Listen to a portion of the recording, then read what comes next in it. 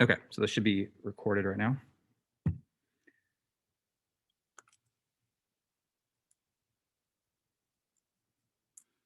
Okay, it looks like my video is back. So online, you can see my slides and you can also see the video of me, I believe, right? Okay, fantastic. So I think that means we're all set then. Okay, so as you know, for every other class throughout the semester, I will be teaching from this room. So you guys can feel free to show up or you can keep zooming in, whatever your preferences is fine with me. Okay, so we are continuing talking about attraction. We've got a few more slides left to cover before we move on to the next topic. So I just want to go over those quickly. We were talking about, we ended last class right before the exam, talking about factors that influence attraction. I now want to talk about a couple of theories of attraction. And the first one I want to start with is talking about evolutionary theory and how that fits in with the social psychological study of attraction. There's a lot of details here that I'm not going to get into. It's a little bit beyond the scope of this class, but I do want to talk about this because the evolutionary approach to attraction has been a common one in social psychology. But here's the basic idea. And I don't know what you guys' familiarity is with natural selection, but let me just give you a sort of a brief overview of how this works. So imagine that I have a gene, some genetic code that whenever I touch a woman, that makes her pregnant, okay? Let's just imagine that that's possible. Imagine that I have that gene. You can imagine that what's gonna happen is that in the next few years, there's gonna be lots of little Dr. Charmans running around, right? And some of them are gonna inherit that gene as well, which means when they grow up, whenever they touch women, they're gonna get pregnant as well. And so what's gonna happen is that over the course of a few generations, what started out as one gene that lived in me is gonna spread through a population because I'm gonna keep having offspring, right? The general idea here is that any gene that increases the likelihood of me reproducing, that gene is going to spread through a population over time. Okay, that's the basic idea. On the other hand, if I have a gene, let's say, that makes me sterile, so I cannot reproduce, okay, then obviously I can't pass that gene on to my offspring because I can't have offspring. So that gene is going to die out. And that's the basic idea, a basic simplified idea of how natural selection works, right? Any gene that increases the likelihood of reproduction will spread through a population over time. Any gene that decreases the likelihood of reproduction will die out over time. With that in mind, what I want to do is rewind a few 100,000 years to our ancestors, okay?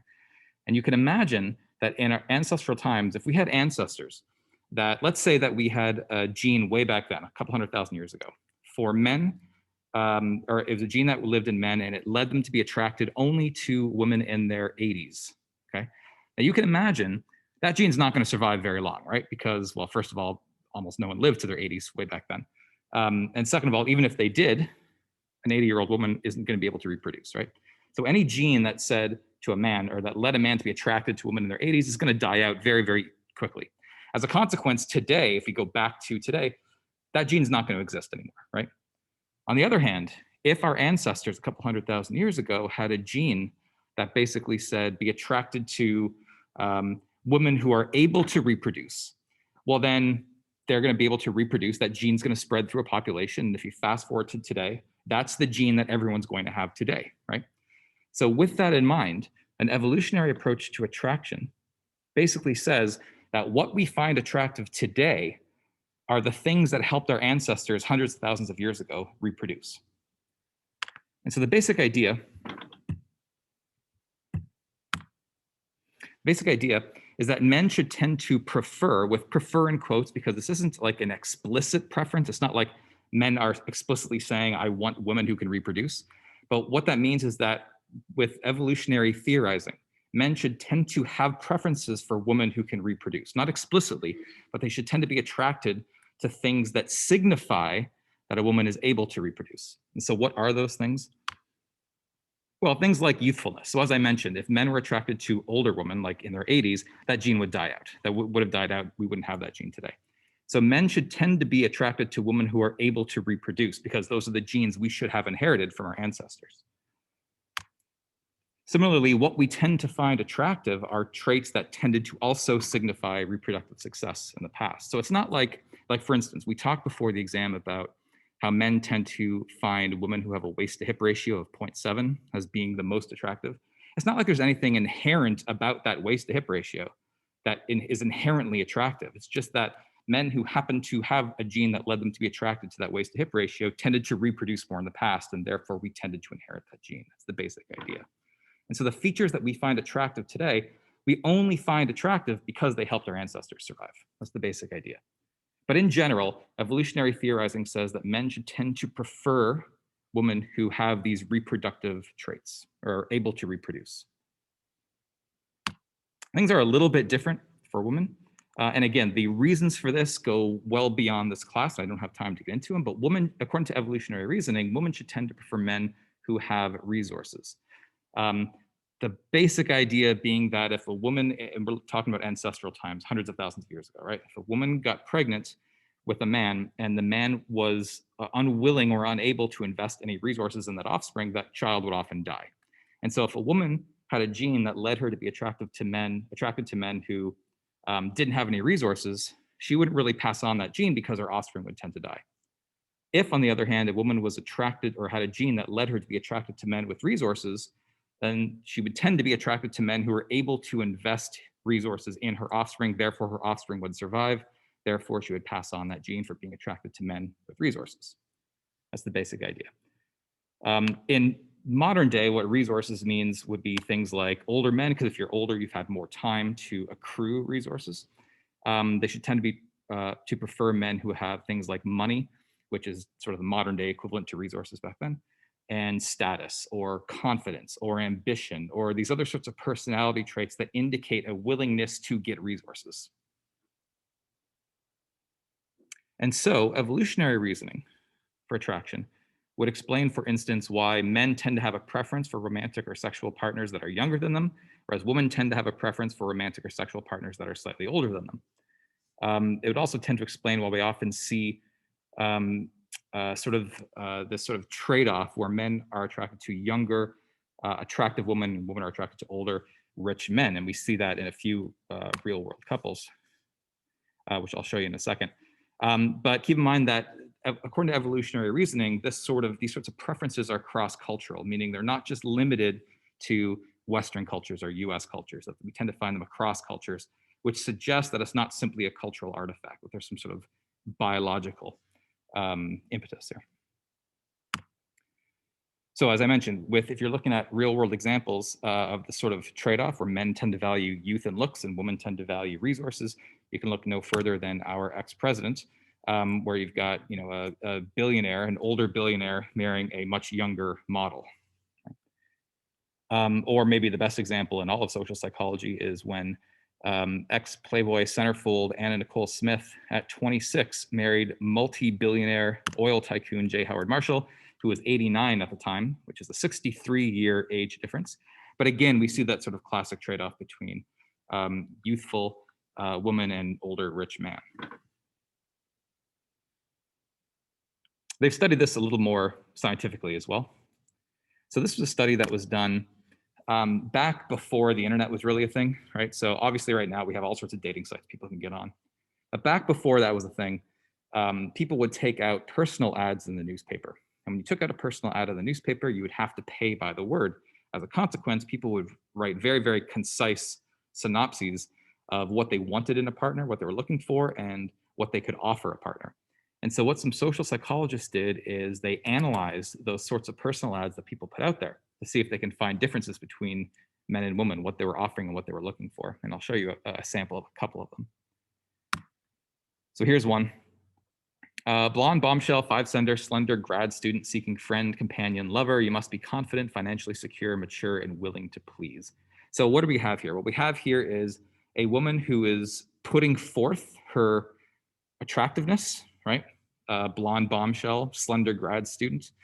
She's putting forth her physical attractiveness. And what she's looking for is someone with resources, right? Someone who's mature, who's older, who's confident, who's financially secure, who has resources. Willing to please, meaning you're willing to spend those resources on me, right?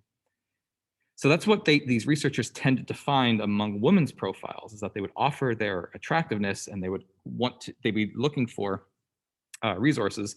When they looked at men's personal ads, they tended to be more like this. Here's an example, white male, 50, looking for female to be spoiled and pampered in palatial home. Please be 21 to 34 because 35 is too old for this 50-year-old apparently, and have extremely sexy figure, right? So what we have here is an example where the man is putting forth his resources, right? I'm looking for a female to be spoiled and pampered. I'm willing to spend these resources on you. I've got a palatial home. That means I have a lot of resources. And what does he want in return? He wants youthfulness and he wants attractiveness, right? Extremely sexy figure. Now, these are pretty extreme examples. Most of the examples aren't this extreme, obviously. But when they looked at these sorts of patterns across a whole bunch of personal ads, these patterns tended to hold, is that men tended to want or to be looking for youth and attractiveness and tended to offer their resources, and women were the opposite. Women tended to put forth their attractiveness and were looking for someone with resources. So all that's consistent with an evolutionary reasoning of attraction.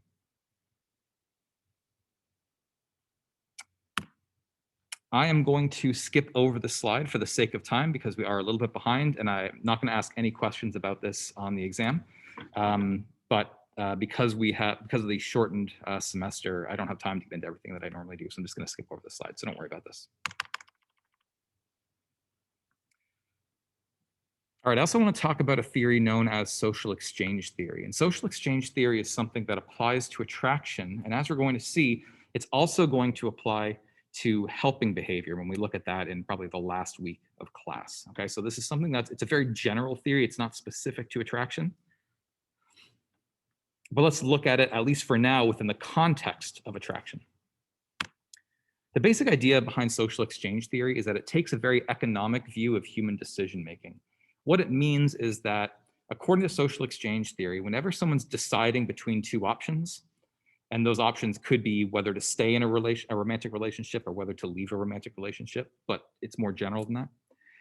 But whenever people are deciding between two options, they take a very economic view, meaning that they weigh the pros and cons or look at the advantages and disadvantages of each option.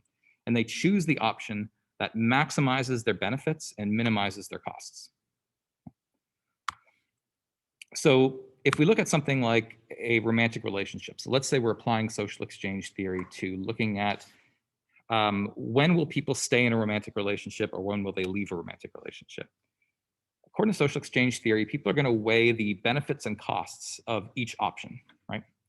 So if you look, for instance, at the benefits of being in a romantic relationship, you could come up with a number of them. Obviously, you've got love, you've got companionship, you've got someone to do something with. Sex is a benefit to the relationship. You've got a whole bunch of these benefits, right? But staying in a relationship also has certain costs associated with it. Obviously, it's going to take some effort to maintain that relationship. You could have conflict in that relationship that you've got to resolve. You're going to have to sacrifice certain things, time or money or whatever, to be in that relationship.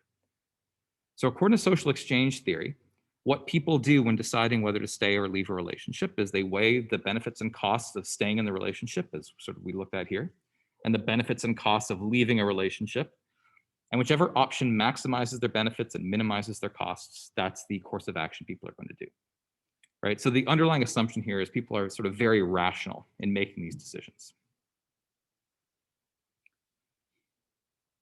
There's a couple of other factors that go into social exchange theory, at least as it applies to relationships as well. So one of these other variables that comes into play is something known as comparison levels, or CL for short. What a comparison level is someone's expectations about how happy they should be in a relationship, okay? Meaning that people vary in terms of what they expect out of a relationship. Some people expect everything to be absolutely perfect, and if it's not perfect, then they may not want to be in that relationship. If you have a really high expectation that everything should be perfect, that means you have a high comparison level. On the other hand, other people might think that relationships are going to be, there's going to be a lot of costs associated. There's always going to be fighting and things like that. And those people would have what's called a low comparison level, right? So the comparison level is simply your expectation of how good you think relationships should be. Should they be perfect or less than perfect? And the idea here is that depending on where you set that comparison level, that's going to dictate in part your satisfaction with the relationship. Such that if people have a low comparison level, meaning they have low expectations of what they can get out of a relationship. Well, it's easy for their partner to meet those low expectations, right? If I expect that relationships are going to be a lot of fighting, and then if I'm with someone who doesn't fight with me very much, well, that person's exceeded my expectations, right? So I'm going to tend to be satisfied in that case. On the other hand, if someone has a high comparison level, meaning they expect everything to be perfect, it's really hard to meet those really high standards, those really high expectations, right? As a consequence, someone with a high comparison level is going to tend to be unsatisfied in their various relationships. So this is an important idea because we often assume that our satisfaction in a relationship is dependent on, our match with the partner, or at least how the other person treats us or something.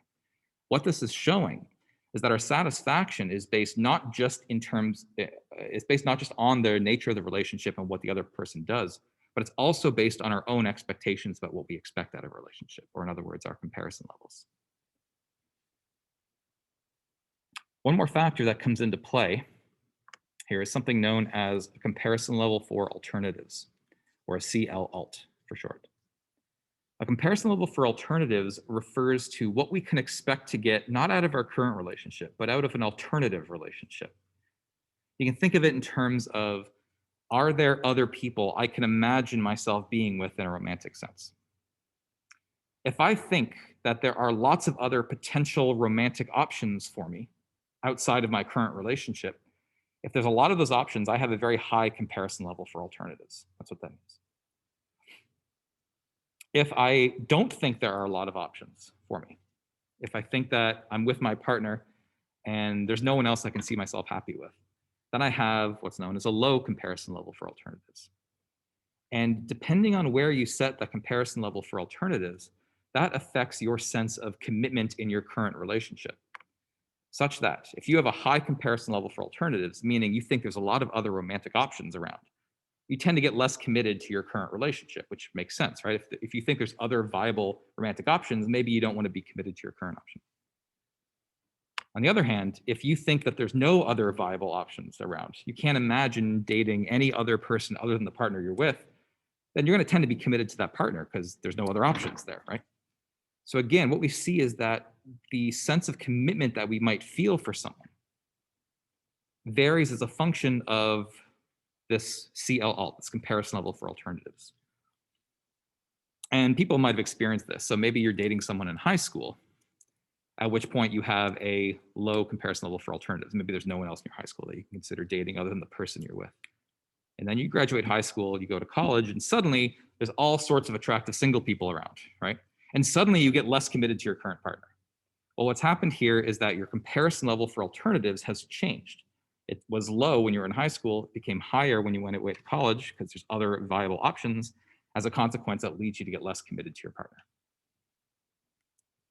So you can kind of see how social exchange theory is almost a mathematical or economic view of decision-making and choices, right? We can kind of express how satisfaction or how commitment levels are a function of these other variables. Okay, it's a very sort of mathematical approach to this.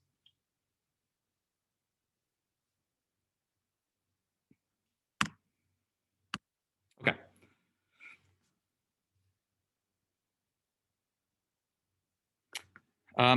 So that was attraction. I am going to move on to a new topic. And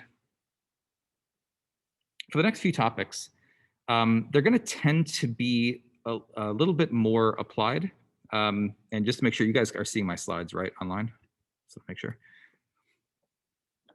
When social psychology was first developed as a field back in the late 1800s and into the early 1900s, it was largely developed with this underlying motivation that researchers wanted social psychology to have applied value, meaning we wanted to study human behavior not just because it was fun to do so, but because we wanted to apply what we learned to solve real world problems. And a good example of this is going to be stereotyping and prejudice.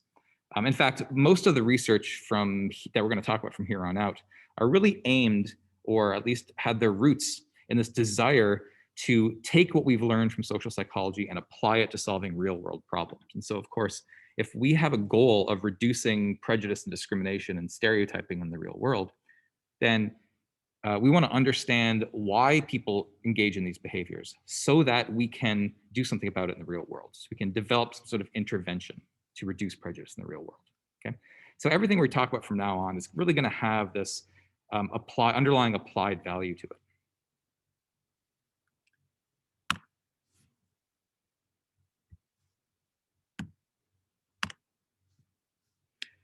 So if you recall, when we talked about attitudes, when we talked about the self, we talked about the ABCs, right?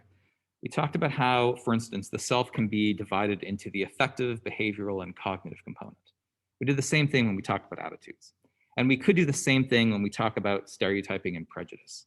And if we were to do so, then the affective component would refer to prejudice, meaning, as we're going to see later on when we talk about prejudice, prejudice refers to the negative feelings we have towards other people. Specifically, those referring to disliking other people, right? It's got that affective feeling component to it, and that's why it falls as the A part of the ABCs. The behavioral component would refer to discrimination, how we treat people how differently depending on race or gender or sexual orientation or whatever it is. Right? But the focus there is on behavioral. For now, we're going to be focusing on stereotypes, which is the C component, the cognitive component. Meaning, when we're looking at stereotypes, we're looking at beliefs that people have that associate a group of people with some sort of personality trait.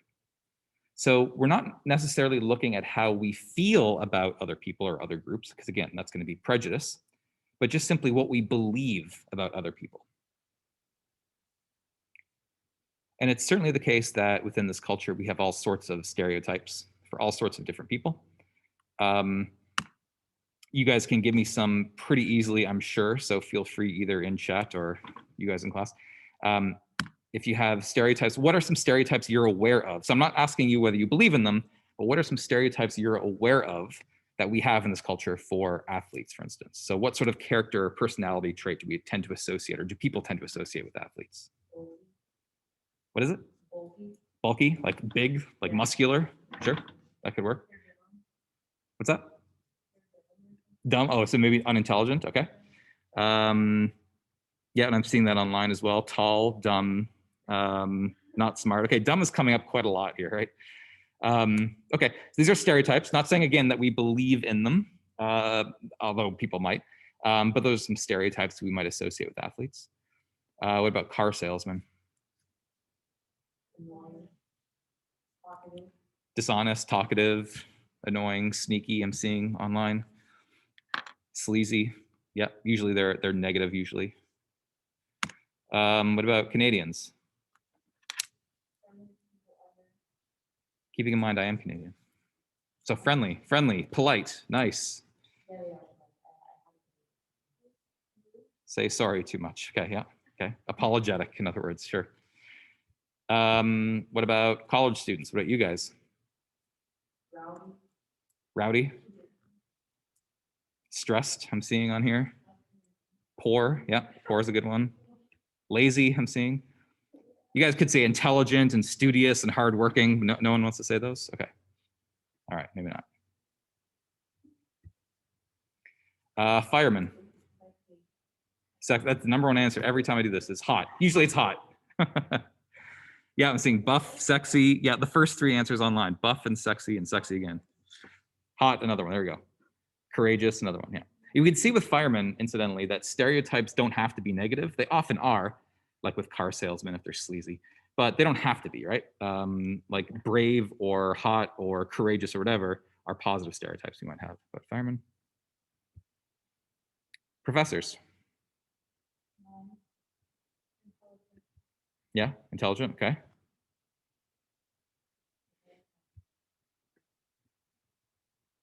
Helpful, responsible. I'm seeing, okay. Introverted, yep. That's one. Maybe a little nerdy, possibly, something like this. Okay, and I think within a given culture, there tends to be a lot of agreement in terms of the stereotypes that we might apply to a certain group of people. So these are some survey results, or I'll tell you about some survey results of a couple surveys that went out a little while ago. So back in 2006, a survey went out to people that asked them a number of questions, including the two up here. Who provides the greatest threat to your vision of American society? And who would you be least willing to allow your daughter to marry? The number one answer for both of these questions was the same group of people. And then 5 years later in 2011, another survey asked people who they'd feel uncomfortable with as president. And 2/3 of people said they would feel uncomfortable with this type of person as president, which is the same group of people as got the number one answers in the 2006 survey. So this is a highly mistrusted group within this country. My question to you guys is, do you guys know what group this is? What do you think it is? Muslim. It's not Muslims. Arabs. Nope, it's not Arabs. Now, I have a feeling those would get pretty high numbers as well on here, but there's actually a group that's higher. Asians, not Hispanics. Nope, not African Americans. Nope, not Asians. Anyone want to get any other guesses? Not white people. The number one answer for all three of these questions was atheists. Yeah, atheists. So atheists are very mistrusted and stereotyped group. So what are some stereotypes that people have in this culture towards atheists? Well, I think they were given a list of types of people and they checked off the one. So what are some stereotypes about atheists? Right, so maybe no morals, eat babies, baseless, yeah. They're bad people, yeah. As an atheist myself, I can say I have not eaten babies in weeks. Don't we all eat babies? Ooh, that's a warning sign from the chat. That sounds like the false consensus effect.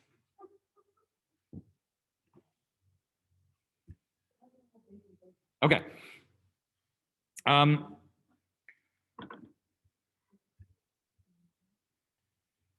Yeah, I think, and Edward, I think in chat you might be right. I can't remember if criminal was on the list or not, but atheist was voted very, very high, partly because lots of negative stereotypes about atheists in this culture.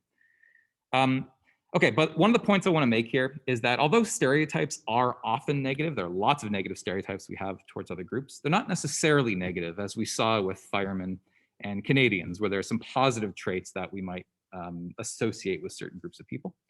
So the problem with stereotypes isn't that they're necessarily negative, because they don't have to be. And the problem with stereotypes isn't that they're necessarily inaccurate, although certainly a lot of stereotypes are inaccurate, certainly. But they're not all inaccurate. Some of them might be accurate. Maybe it's the case that firemen are braver than non-firemen. That's possible. Maybe it takes a brave, courageous person to go into that profession. That's very possible. So stereotypes aren't necessarily inaccurate. They can be accurate, even though, again, they definitely aren't all accurate, but they can be accurate. Rather, the problem with stereotypes is when they overgeneralize.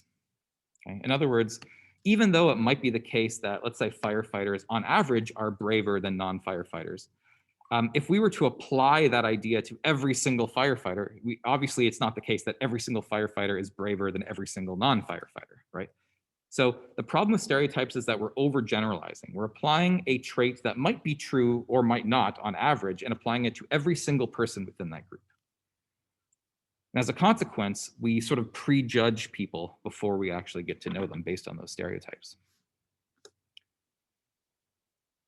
So with that in mind, let's look at why it is that people form stereotypes and how it is that we can maintain stereotypes over time.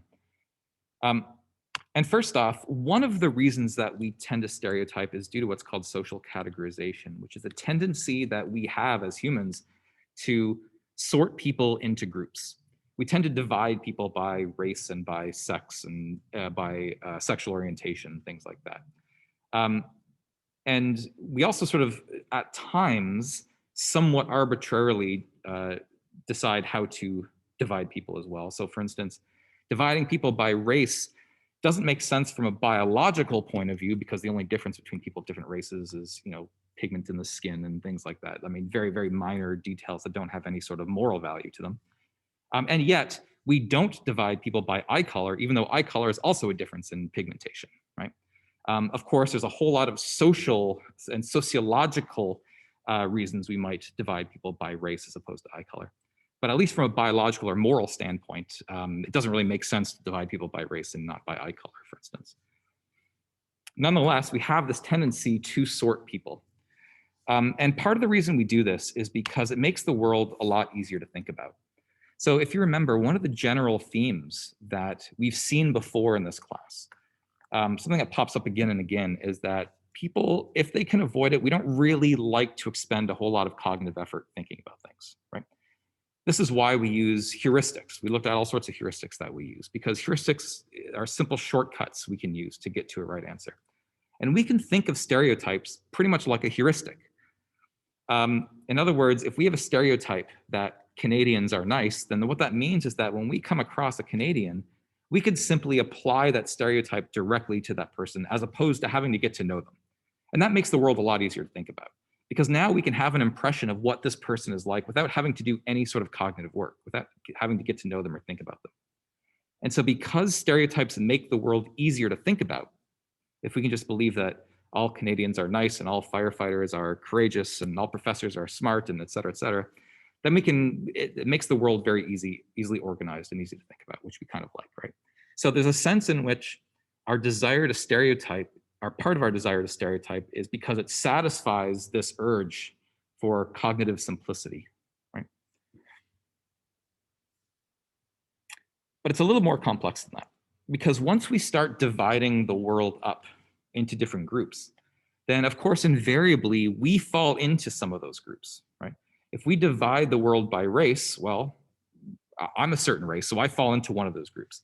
If I divide the world by gender, well, I fall into one of those genders. And that has some implications. When we divide the world up, the groups that we're a part of are known as in-groups. So you guys are all FIU students, right? Obviously. So for you, FIU students would be an in-group. You're part of that group. Whereas Harvard students, none of you are Harvard students, so as a consequence, Harvard students would be an out-group.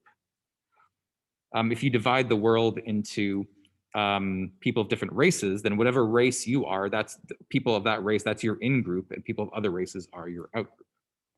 And you could think of like hundreds of these in-groups and out-groups, right? You can do this for like what religion you are, or if you're a Miami Heat fan or not, right? There's no end of these sorts of in-groups and out-groups that we can divide the world into. But what happens is that the groups that we are a part of, our in-groups, we have a natural tendency to favor those groups. After all, we saw before in this class that we have a natural tendency to think highly of ourselves. We're motivated to really think highly of ourselves because we get self-esteem from that, right? And that sort of idea applies at the group level as well, so that if we can convince ourselves that our groups are the best groups there are, then we can derive self-esteem by being part of that group, right? So that leads to what's called the in-group bias, this tendency to favor our own groups at the expense of out-groups. And I'm sure you've experienced this at various levels. So if we take, for example, let's say if you're a Miami Heat fan, and let's say you're not in Florida, you're somewhere else in the country, and you come across another Miami Heat fan, someone who's in your in-group in terms of your sports team, it's almost like you instantly have a connection with that person, right? Because of this natural tendency to really like people that are in our in-groups. When we look at prejudice later on, so Thursday or maybe Tuesday, hopefully Thursday, we're going to see that this idea that we derive self-esteem from our in-groups, and by convincing ourselves that our in-groups are the best groups to be a part of, that's going to form the basis of one of the theories for prejudice later on, as we're going to see. But for now, just know that we have this in-group bias, this tendency to favor our own groups. Interestingly as well, there's another effect that relates to this in-group, out-group division, something known as the out-group homogeneity effect. This is the tendency that people have to think that people in our in-groups tend to be much different from one another, but people from our out-groups tend to be all the same. That's sort of this idea that we tend to have. Or in other words, the tendency to think there's more similarity among out-group members than there is among in-group members. So if you think, for instance, of other FIU students, and you think about what they're like, then you could probably think of a whole lot of differences between different FIU students. And now if I asked you to think about Harvard students, it's likely that people have this tendency to think that Harvard students are all kind of the same, but FIU students are all sort of different. Right? Whereas if I asked Harvard students, they'd come to the exact opposite conclusion. They would think, well, Harvard students are all different and these FIU students are all the same. And that effect is known as the outgroup homogeneity effect. You see this all the time in all sorts of different respects. I'm sure you've heard these statements. Asians or Blacks or Jews or Hispanics or whites or whoever it is are all alike, right? If you've ever heard a statement like that, then that is basically the outgroup homogeneity effect, probably, because it's very rare that people say that about their own in-groups, right? It's always those other groups that are all alike, never our own groups, right? When I was in grad school in Iowa for 5 years, Iowa is obviously very, very heavily white. And we had another grad student there who was from South Korea, and she came there, and after a couple of weeks, she pulled a friend of mine aside and said, you know, I don't know how you do it. And he said, how we do what? She says, I don't know how you white people tell each other apart. You guys all look the same to me, right? And that is basically the outgroup homogeneity effect. And there's some more complicated reasons for this sort of thing. But for now, just know that there is a psychological tendency to think other people or people in outgroups are all the same, whereas people in our in-groups are very different. And there's a couple of reasons why this occurs. Or I'll just give you another example, actually. So if you take a show like Star Trek, or basically almost any show or movie where there's some sort of alien species, we easily recognize that among humans, there's all sorts of differences between us, right? There's men and women, there's people of different races. But whenever these shows depict aliens, almost always the aliens all look identical to one another, right? Or maybe some slight differences, but you never see you almost never see the equivalent of men and women aliens or aliens of different races or dressed differently or things like that. Now, why is that the case? Well, probably because the writers of these movies and TV shows fall prey to the outgroup homogeneity effect. At least this is my theory, which is that they have a tendency to think that these outgroups, in this case, aliens, would be all similar to one another, right? Whereas, so even though in a show like Star Trek, where there's so much diversity among the humans, they may not show the same sort of diversity among alien races. And I think, again, that's due to the outgroup homogeneity effect among the writers of those shows. So why does this effect exist? There's a couple of reasons. First off, we tend to have greater contact with our in-group members. So obviously, you have more contact with other FIU students than you do with Harvard students, right? So of course, you're going to get to know other FIU students better. So you get to learn how they're all different from one another. If you never meet other Harvard students, you never get to learn how they're different from one another, right? So the greater contact with our in-group members leads us to realize that there's more differences among those in-group members. Is that a question? Just stretching? Okay. And furthermore, even when we do have contact with our outgroup members, it tends to be in much less intimate sort of settings. What I mean by that is, let's just say that for whatever reason, the Harvard football team is going to play the FIU football team. And so the only time you have contact with other Harvard students is when they all come down to watch Harvard play FIU, right? So if you go to this game and you see these other Harvard members, well, it might seem to you like they're all acting the same way. I mean, they're all cheering at the same times, right? They're all standing at the same times because, of course, you're only seeing them within this very, very limited context. And so it's easy to conclude that even if you have contact with these Harvard students at these football games, it's easy to sort of mistakenly conclude that they're all the same because they're all behaving the same way within that very, very limited context. If you had had more intimate contact with them, meaning you get to know them at a deeper level as people, then you would recognize these differences. But because we don't have that sort of intimate contact with our outgroup members, like we do with our in-group members, it's easy to conclude they're all the same.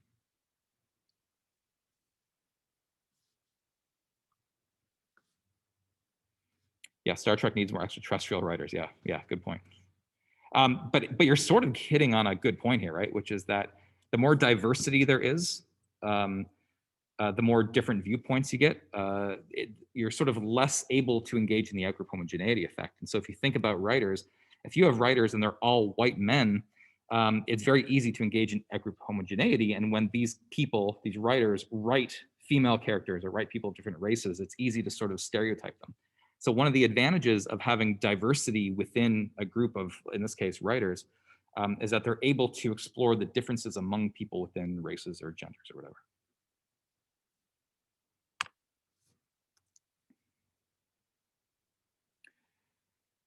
So one of the other problems with stereotypes is that they tend to distort our perceptions of things or our interpretations of things. And just to give you an example of what I mean by this, I want you to get a picture in your head of the scenario here.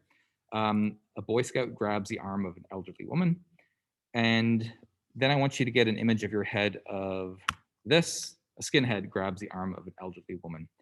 And chances are you have two somewhat different images in your head of what's happening here, right? So maybe in the first case with the Boy Scout grabbing the arm of an elderly woman, you're imagining someone who's helping her cross the street or something along those lines. But in the second case, if you're looking at a skinhead or a Nazi grabbing the arm of an elderly woman, you're thinking of her like assaulting her and stealing her purse or something along those lines.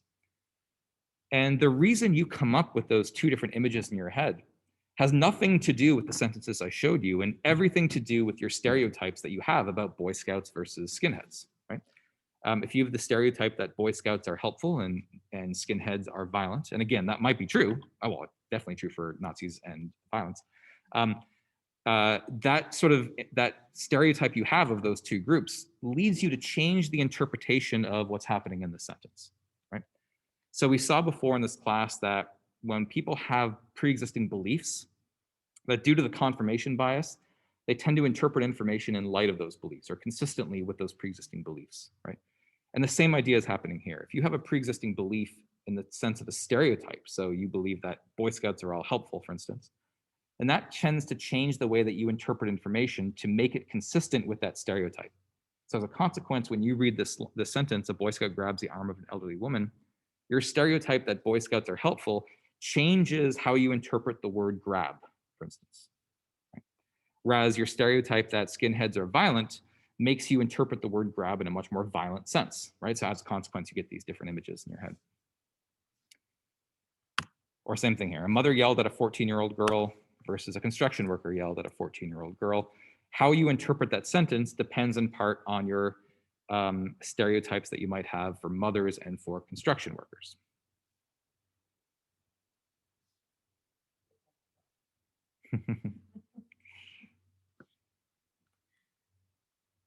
Okay. So this is important because this can lead to a bunch of biases when we're looking at behavior. I'll give you an example of a study.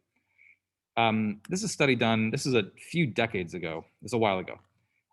And certainly when the study was done, there were stereotypes that existed as they do today, but even to a greater extent back then, I think it's probably in the 50s or something, about Black men being aggressive. That stereotype existed very strongly when the study was done. And so knowing that, what they did in the study is they had participants watch a videotaped interaction between two boys that were playing with one another. One of the boys was white, one of the boys was Black. And they were playing with each other and sort of roughhousing a little bit, right? So as a consequence, the behaviors they were engaged in were sort of ambiguously aggressive. They were sort of roughhousing. So you can interpret it as aggression, you can interpret it as sort of playful. And after watching this videotape, all of these participants then had to basically rate how aggressive each of the boys were. And despite the fact that the two boys were engaged in the same behaviors towards each other, the Black boy was rated as being more aggressive than the white boy. Now, why did that happen? Well, because these participants had the stereotype that Black males are aggressive. That stereotype existed. And as a consequence, because of that stereotype, they interpreted that ambiguous information, the sort of ambiguous, sort of somewhat aggressive fighting or playing between the two boys. They interpreted that consistent with their stereotypes, which led them to perceive more aggression on the part of the Black child than they did on the part of the white child, even though they're engaged in the exact same behaviors. So the stereotypes we have then can bias the way that we interpret information, and we need to be aware of that.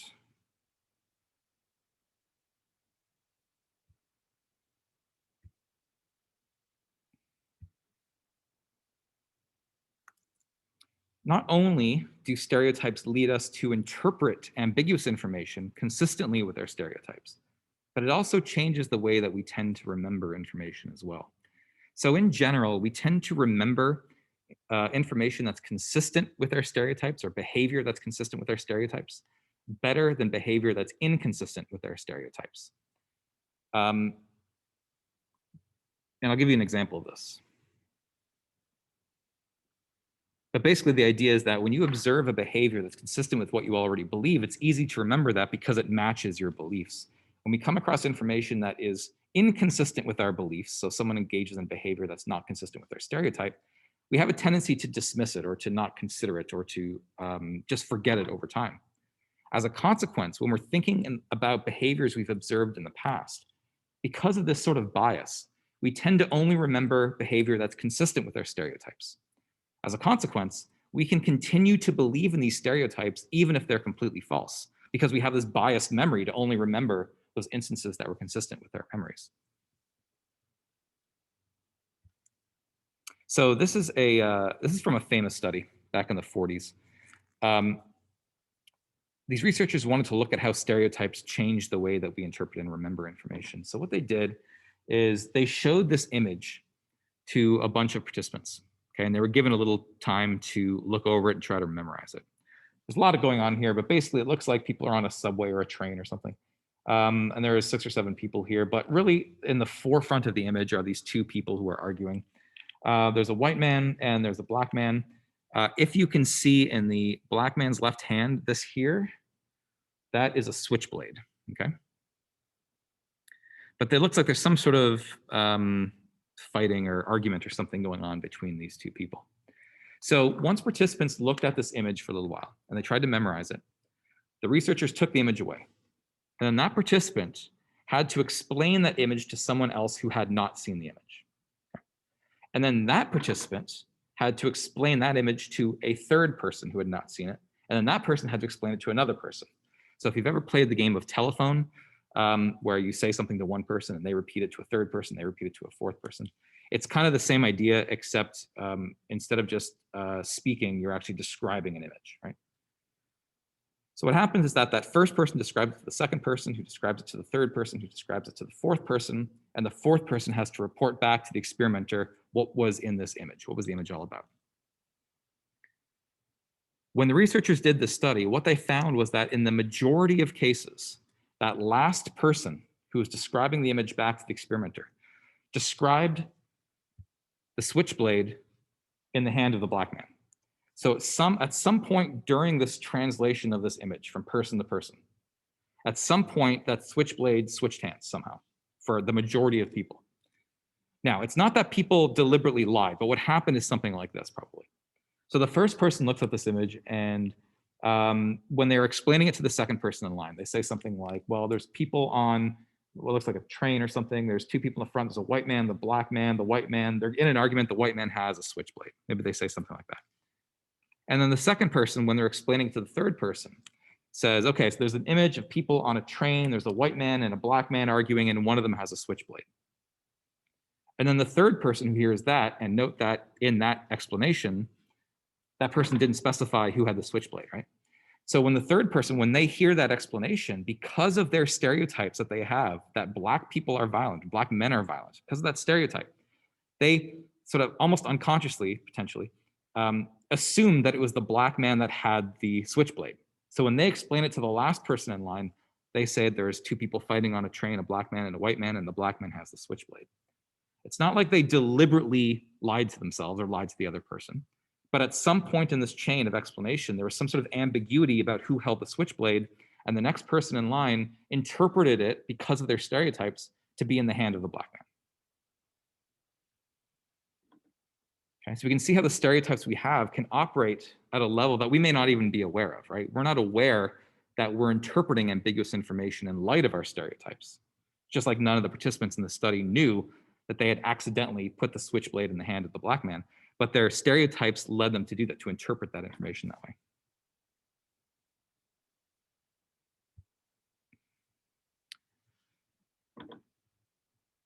Okay, so as I said, although stereotypes can be accurate, they certainly aren't always accurate. There are many, many inaccurate stereotypes that people have.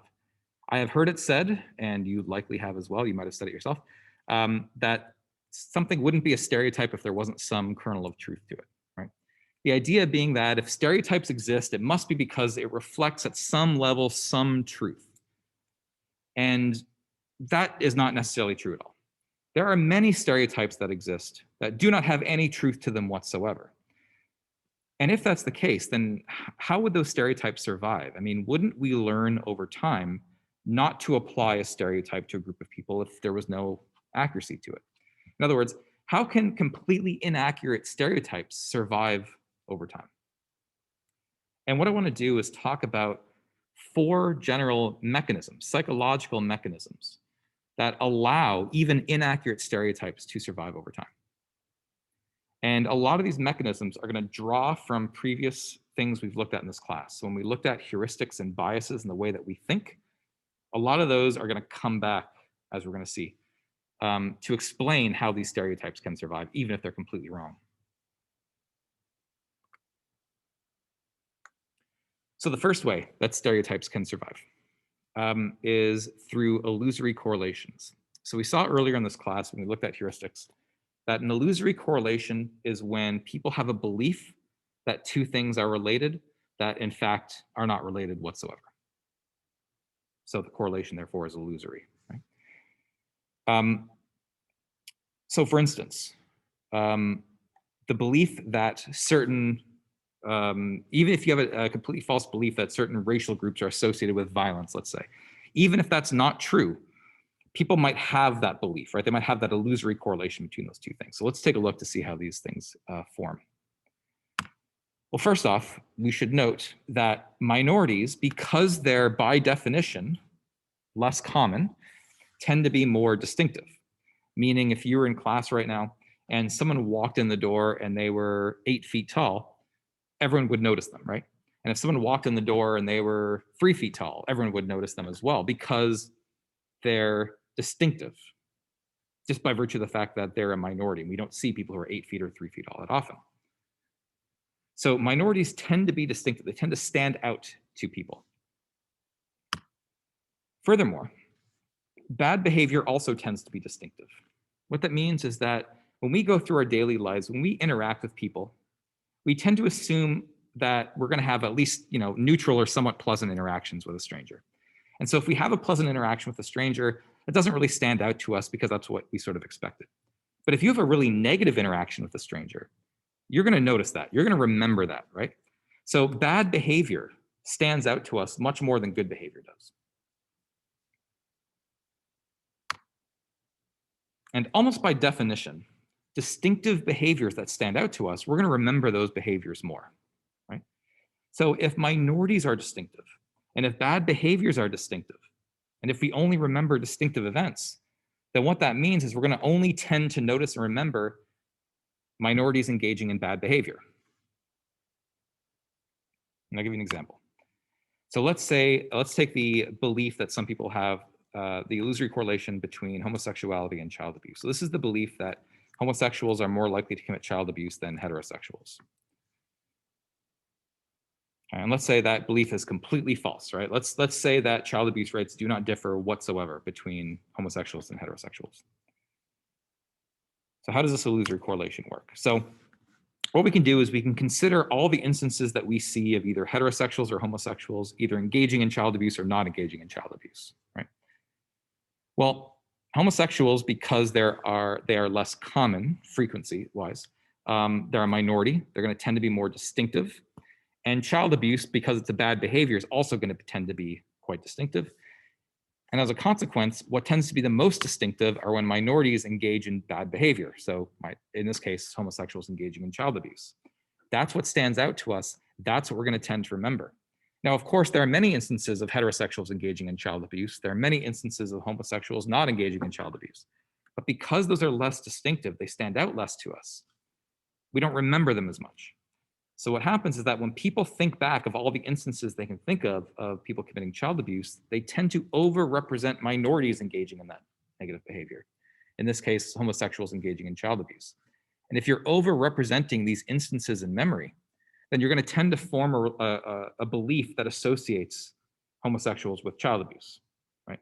So even though in reality there may be no relationship whatsoever between sexual orientation and child abuse, many people will think that there is one. They'll form an illusory correlation because that's what they tend to remember.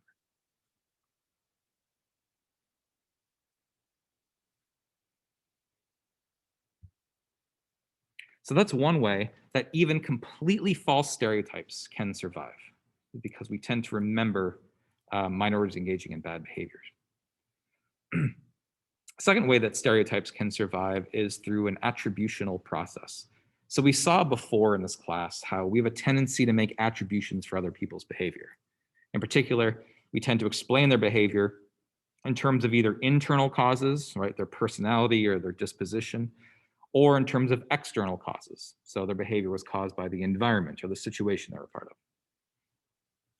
The key here is that it is up to us how we attribute other people's behavior, whether we make attributions that are internal or external. And we saw various ways that we do that through Kelly's attribution theory and the fundamental attribution error and things like that. But ultimately, it's within our control how we attribute other people's behavior. Now, what typically tends to happen is that if we come across someone from a group that we've stereotyped, and they're engaging in a behavior that's consistent with our stereotype, then we tend to attribute that behavior to their personality. So the example that we've used, because past studies have looked at this, if people have the stereotype that Black men are violent, for instance, then if they come across someone, a Black man who's engaged in aggressive behavior, they're going to tend to attribute that to their personality. That's because that's who they are. That's consistent with their stereotype they have of Black men. If, on the other hand, they come across stereotype inconsistent behavior, so maybe they come across either a white man behaving violently, or maybe a Black man behaving very charitably, let's say. Well, that's inconsistent with people's stereotypes. And when we come across behavior that's inconsistent with our stereotypes, we tend to try to explain it away. We tend to explain it in terms of external causes, in terms of the situation. Okay? So if we have someone who believes that Black men are violent and they come across a white man being violent, they might explain that away. Well, the white man's violent because they were forced into that situation. It's because of the situation that they were in. That's why they're aggressive. As a consequence, what that means is that we can always maintain our stereotypes, right? If we come across information that's consistent with our stereotypes, we attribute it to their personality, and therefore we can feel like our stereotypes are accurate. And if we come across information that's inconsistent with our stereotypes, normally what we should do is use that to get rid of our stereotypes, right? It's evidence against our stereotypes being true. But instead what we do is we explain it away. Well, they were forced into that situation because of whatever else or something along those lines. That way, even if we come across information that is completely inconsistent with our stereotypes, we can still maintain belief that our stereotypes are accurate. And one of the keys here to note is that this is an exception, one of the only exceptions to the fundamental attribution error. So just to refresh your memory, the fundamental attribution error says that we will over-attribute other people's behavior to their personality, right? Whenever we see someone engaged in some behavior, we automatically assume it's due to their personality. That's the fundamental attribution error. The exception to this is when we come across behavior that's inconsistent with our stereotypes about that group of people. Under those conditions, now we will attribute it to the situation. We will explain their behavior away by saying they were forced into it or something in the situation caused that behavior. Okay, so that is an exception to the fundamental attribution error.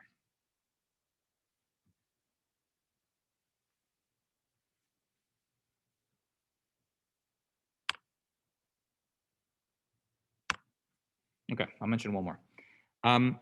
A third mechanism through which stereotypes survive is through a process known as subtyping. And subtyping occurs when we sort of, well, I'll give you an example, it might be easiest. So let's say I have a stereotype that women are non-athletic, women cannot play sports. Okay? Then I come across in this example a women's hockey team. Now, that's inconsistent with my stereotype, right? Maybe I can use that information to get rid of my stereotype that women can't play sports. But we're not really motivated to try to get rid of our stereotypes. So what I might do is make them an exception. I mean, yes, these are women who play hockey, but these aren't real women. These are like an exception to women. These aren't representative of women in general. So I sort of cordon them off, right? They're like a special exception. And as a consequence, I can maintain my stereotype by saying, well, there are athletic women, but those aren't real women. The real women aren't athletic at all, right? There's a scene that depicts this in the movie Do the Right Thing, which if you haven't seen, you should see it. It's a really good movie, Spike Lee movie from like the late 80s, I think. And in that movie, Spike Lee's character is a Black man who works at a pizza shop. And he's talking to one of the Italian owners, who's played by the actor John Turturro. And John Turturro is racist against Black people. Okay. And so Spike Lee confronts him and says, look, who's your favorite comedian? And John Turturro says, Eddie Murphy. So who's your favorite basketball player? He says, Magic Johnson. Who's your favorite singer? He says, Prince. And Spike Lee says, look, I don't understand. How can you be racist against Black people when your favorite comedian is Black, Eddie Murphy? When your favorite basketball player is Black, Magic Johnson? When your favorite singer is Black, Prince? How can you be racist against Black people when you like all these Black people? And John Turturro says, okay, I can see what you mean. Here, let me explain it to you, okay? Magic Johnson and Eddie Murphy and Prince, they're Black, but they're not Black.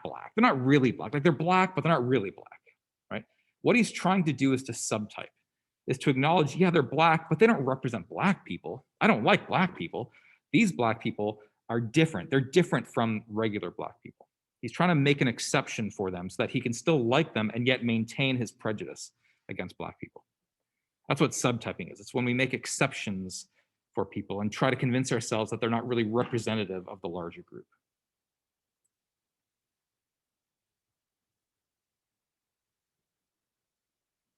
Okay, I have one more mechanism through which stereotypes can survive, but I don't have time to get into it now because I do want to give a quiz. We have about 9 minutes left. So let's go do the quiz right now. So jump onto your top hat.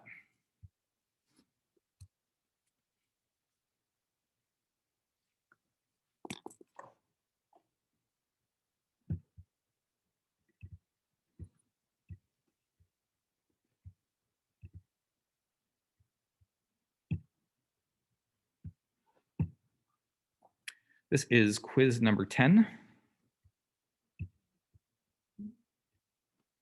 And if you recall, I give 14 quizzes throughout the semester and I drop your lowest 4. So what that means is that at the end of this quiz, if you've taken all the quiz, you've done well on them, then you have your quiz points already. But of course, I drop your lowest 4, so you can always improve on your score with subsequent quizzes.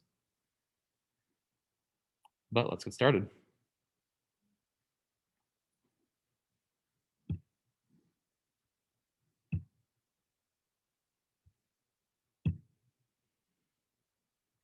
All right, so we talked about this at the beginning of class today. So Jennifer is a social exchange theorist who studies attraction.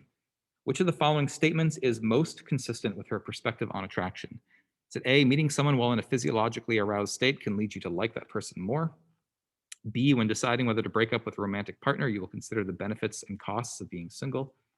C, many of the characteristics about people that make us romantically attracted to them are those that helped our ancestors to reproduce. Or D, people tend to end up with romantic partners at roughly the same level of physical attractiveness as they are, as rated by outside observers.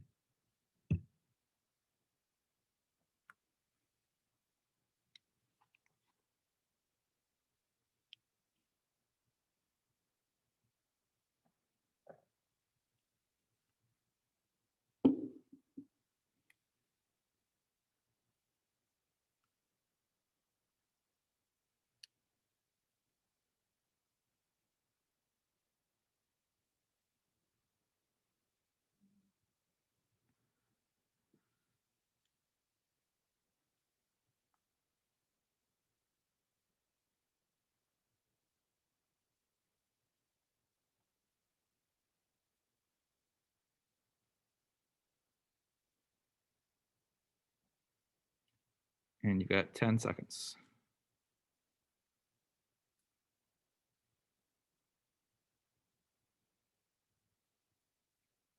3, 2, 1. You're having trouble logging in? Can you text your responses? Or just try that. And if you want to give me the letter for this one, I'll just do it manually. And what's your name? Karen. Last name? G-U-E? Yep.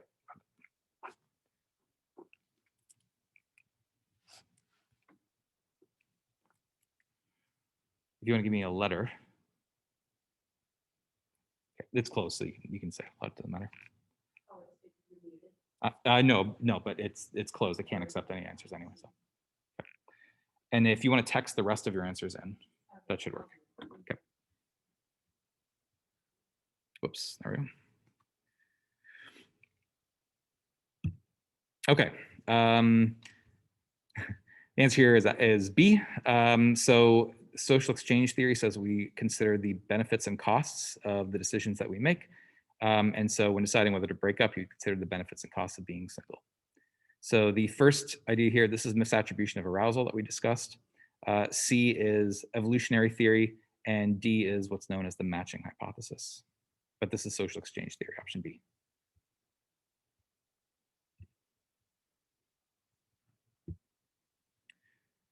Question 2. Although she cheats on him, Abdul stays with his girlfriend because he doesn't think he would be able to find anyone better. Abdul has what?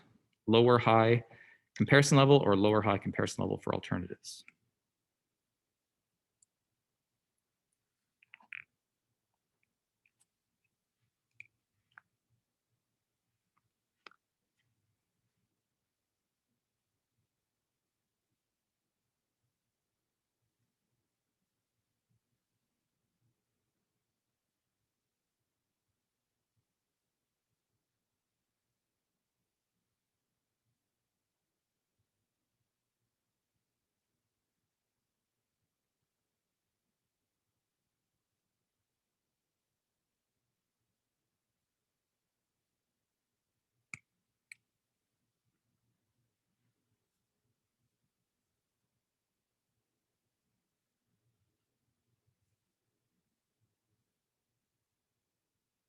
Got 10 seconds.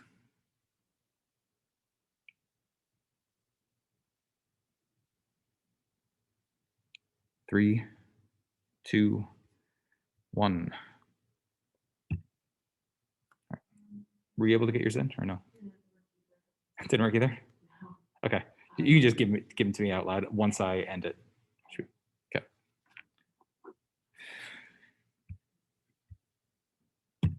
Okay, so good job. Yeah, that is correct. He's got a low comparison level for alternatives, meaning he doesn't think he can get much out of another relationship. So therefore, that should lead him to feel committed to his current relationship. Question 3. According to evolutionary theory, men should be attracted to women who what, and women should be attracted to men who what?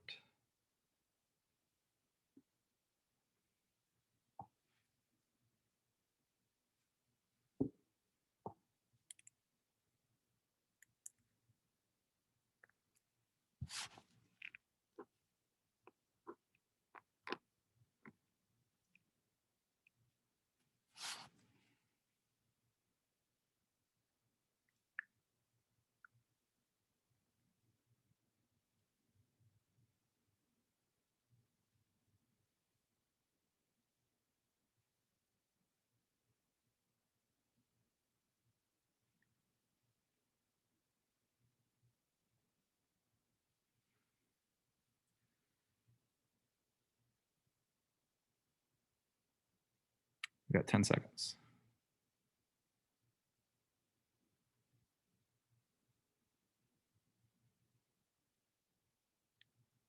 3, 2, 1.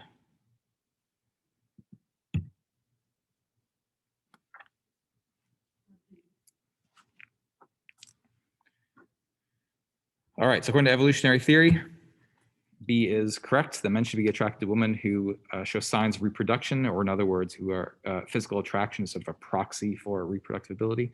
And women should tend to be attracted to men who show signs of having resources, and one of those signs would be having high status. That is correct. Question 4. Which of the following statements about stereotypes is true? So which is true? Stereotypes refer to negative feelings we have towards others. It's A. B, by definition, stereotypes are negative. C, stereotypes refer to behaviors we engage in that discriminate against others. D, stereotypes can be accurate.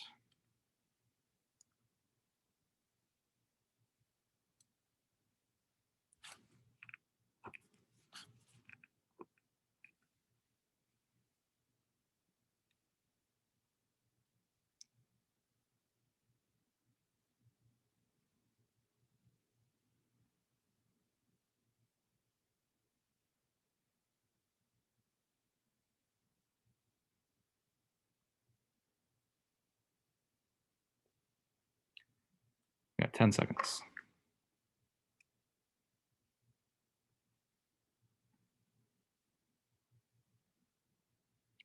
3, 2, 1.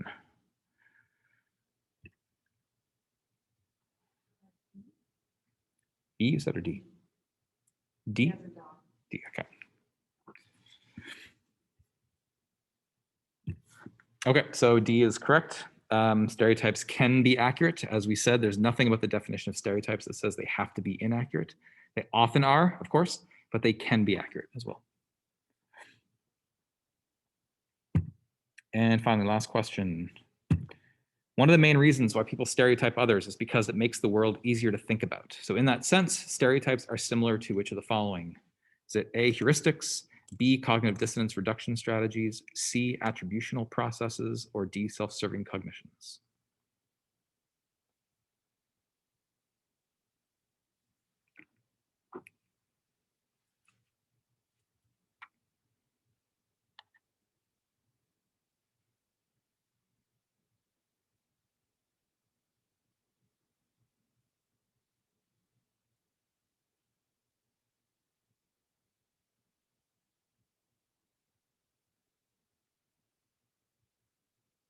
And you've got 10 seconds.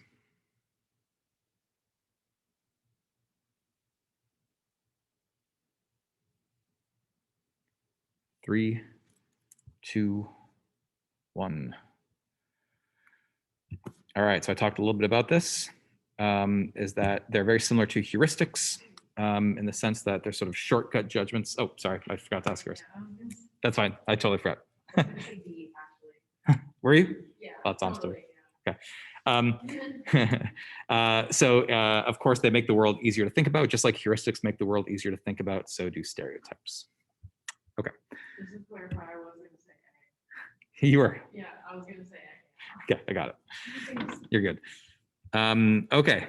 Thanks, everybody. So again, for the rest of the semester, I will be in class, so feel free to come to class if you want. Feel free to stay at home and Zoom in just like today. Whatever you want to do is fine with me. I will see you guys on Thursday. Bye.